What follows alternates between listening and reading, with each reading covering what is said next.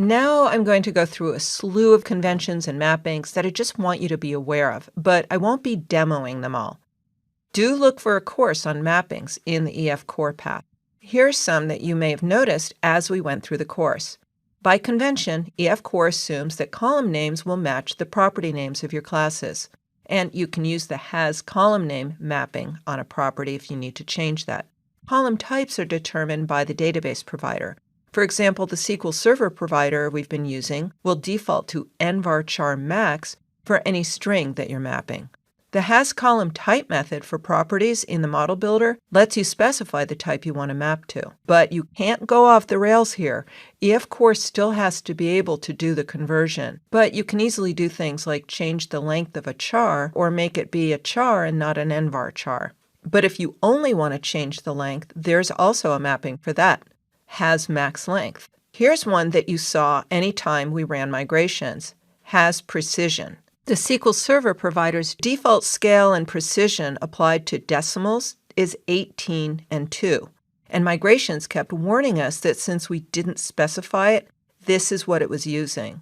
Now, it doesn't warn us about all the other defaults, but if decimals aren't what you want them to be, it could really mess up your persistence. So that's a warning that the EF Core team decided needs to be surfaced. The required or optional setting of a property is, by default, driven by the nullability of that property's type. You just saw that with the strings when we reviewed nullability. But we also saw how an int, which is non-nullable by default, when it's used for a foreign key, force that entity to always have its parent defined. You can change properties to be nullable or use the isRequired mapping in configurations to affect this default behavior. We didn't talk about database indexes, but I do want you to be aware that by convention, EF Core will infer an index for any foreign key that you define.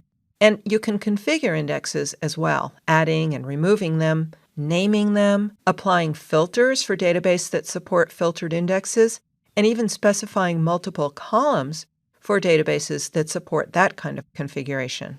Throughout this course, we let EF Core follow its default of mapping every property in every class. But it's possible you might have properties that you don't want to store in the database. For example, a property that you calculate on the fly. You can configure an entity to ignore properties with the entity ignore method in your mappings. Here, for example, in onModelCreating, I'm drilling into the book entity, then calling ignore, passing in a lambda expression for that base price property that I barely touched in any of my demos. Checking the data model with the EF Core Power Tools diagram, there's the book class, but the base price property isn't there anymore. What's more interesting is that anytime I query or update the book, EF Core will ignore that base price property. Queries will have all the columns except for base price, and insert or update commands won't involve the base price either. Even if the base price value has been populated in the object, save changes will just ignore it. And by default, all reachable entities will be included in the data model. For example, if I have a DB set for author, but I don't have a DB set for book, the book class is reachable from the author class because we have that navigation property.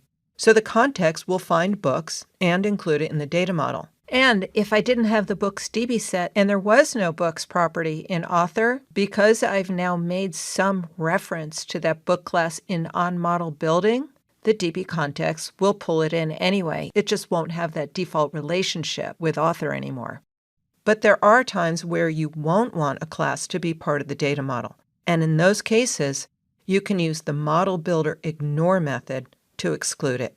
Here's a mapping new to EF Core 6 that I expect will become part of the commonly used mappings. It's called auto-include, and it's perfect for entities where you know you always want to include a relationship anytime you're querying it. So you can build that rule into the data model and not have to worry about including the property every time you code up a query for that entity. For example, if we had decided that anytime we query for an author, no matter what, we want the books to be pulled back as well. And we can configure that in the pub context with the auto-include mapping.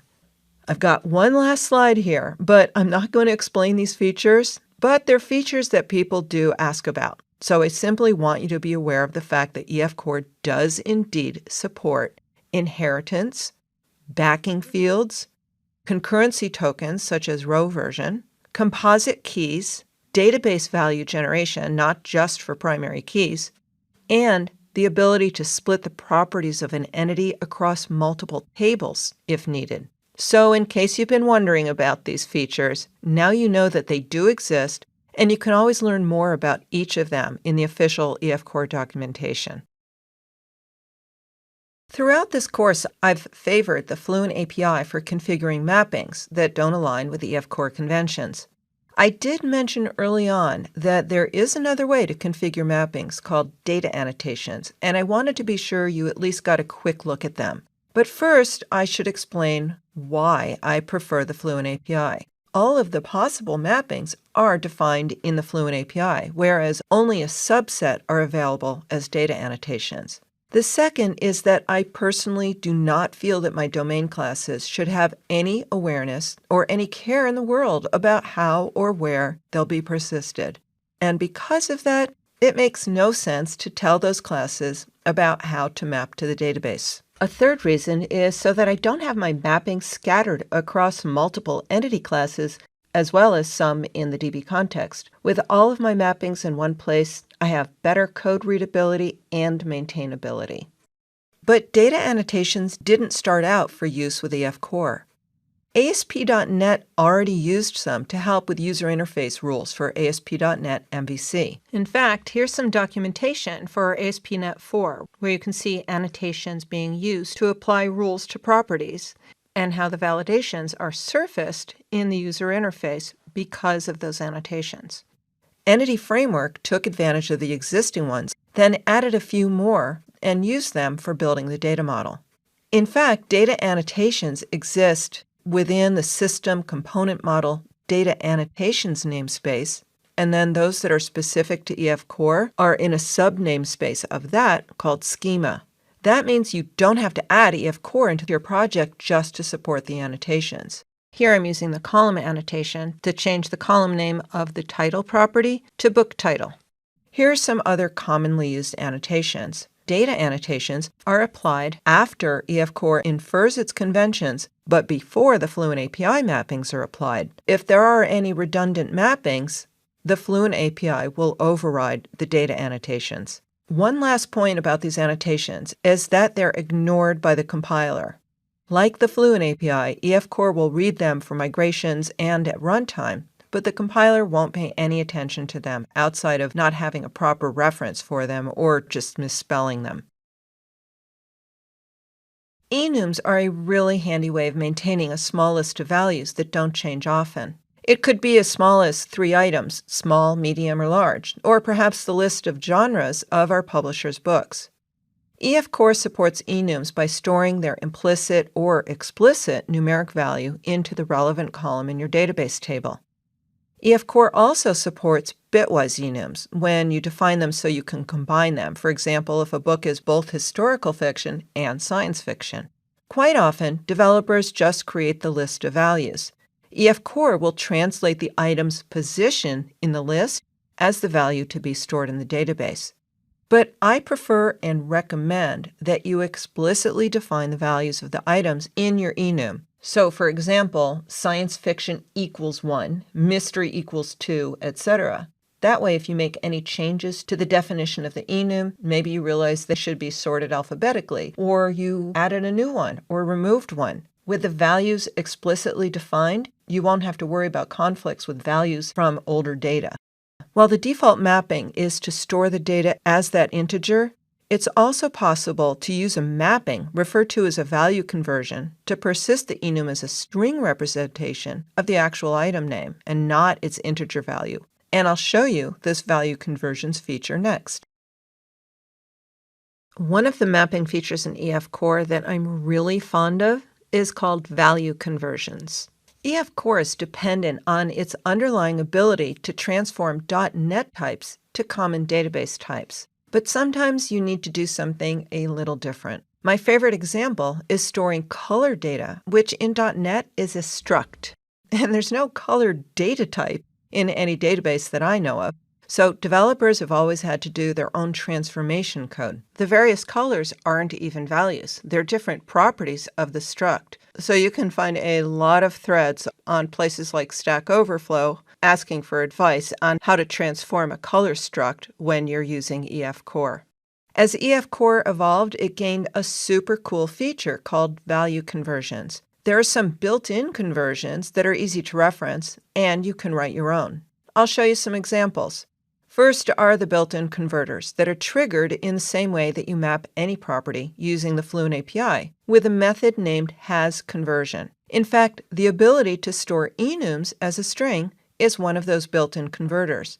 I can store those book genres as strings by referencing entity of book and its property book genre, and then using the generic syntax of hasConversion, I can say hasConversion of type string. Then, when EF Core is saving that property, it will persist the string that represents the item's name, and when you query, it will convert it from the stored string back to the enum. You can find the list of built-in converters in the EF Core docs.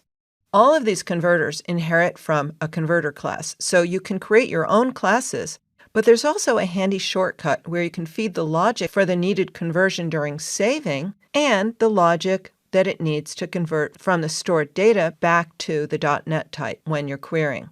It's important to understand that you're not converting to a data type. You're converting a type that doesn't have a mapping into a type that does have a mapping, and then EF Core knows how to store that in the database. And on the way back, EF Core transforms from the database to a type it knows how to map to, and then your code converts it back to that unmappable type. And here's what that looks like for my favorite example, color struct. As the parameter for hasConversion, I now have a pair of lambdas where I'm specifying my own variable names. The first operation takes C, and to me that just means color, and I'm saying convert the color struct using the struct's toString method. On the way back, I know that there's a string coming out of the database, so I'm converting it back to a color struct using the colors_from_name method. I highly recommend checking out the docs for conversions because they show so many interesting and helpful ways to use this feature.